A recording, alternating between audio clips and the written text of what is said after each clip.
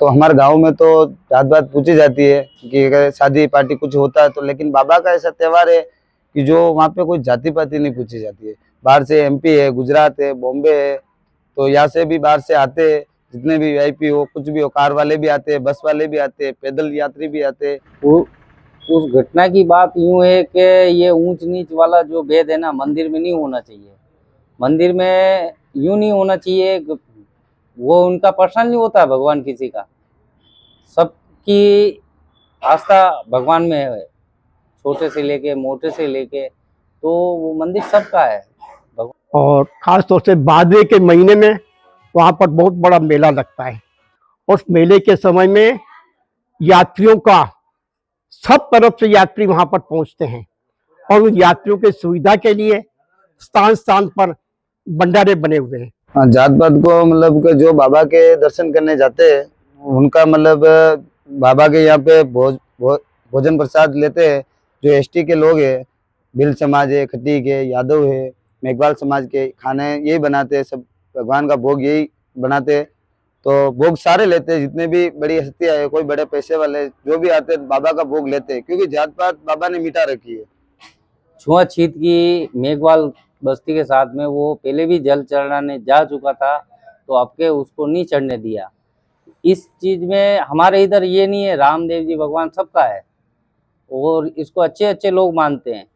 अपने इधर तो कुछ नहीं है। अब मेवाड़ के अंदर, उधर मारवाड़ में जाके देखो, आप बड़े बड़े रसोड़े लगाते हैं, वो भी कभी यूं नहीं पूछते हैं कि ये किस जात का आदमी है, कि इसको खाना नहीं दूं, कि इसको खाना नहीं दूं। इसमें भेदभाव कुछ नहीं है।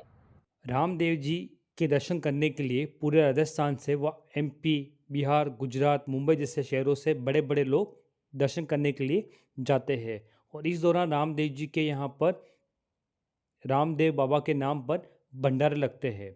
इन भंडारों को आयोजन लगभग हमारे क्षेत्र में निचली कास्ट के लोग करते हैं और सारा भोजन व खाने की व्यवस्था उन लोगों के द्वारा ही की जाती है।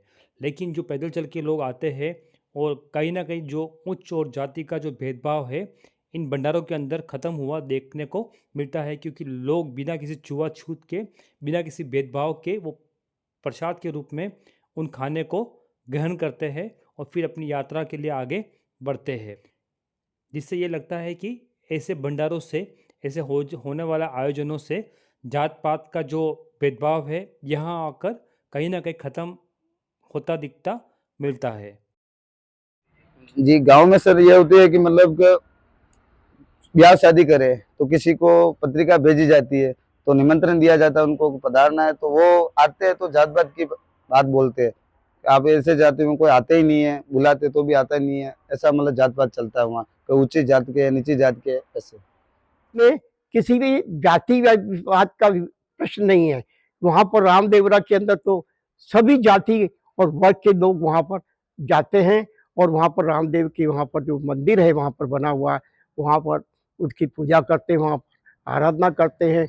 और जैसे ही भक्त आते हैं उनको प्रसाद ग्रहण करवाते हैं आराम से। और प्रसाद में यूं नहीं है कि पूछते हैं लोग बाग के ये कौन सी जात का है, ये कौन सी जात का है। हमारे ऐसा कोई भेदभाव नहीं है रामदेव जी के अंदर। तो बाबा का कभी जात पात नहीं पूछी है, लेकिन ये गाँव में जात पात चलती है। तो बाबा का हमारा ये कहना है कि ये जात पात सारी बंद हो जाए और बाबा का जय जयकारा हो जाए, बाबा जैसे कह के गए वैसा ही काम हो जाए। और वो भी एकदम सिंपल और साधारण है। जो भी भक्त आते हैं उनको अच्छा ग्रहण भोजन कराते हैं, बैठा के पानी जल जो भी बनता है वो हाजिर करते हैं। इसमें ऊंच नीच की भेदभाव नहीं होता है। और 36 ही जात इस रामदेव जी बाबा को पूछती है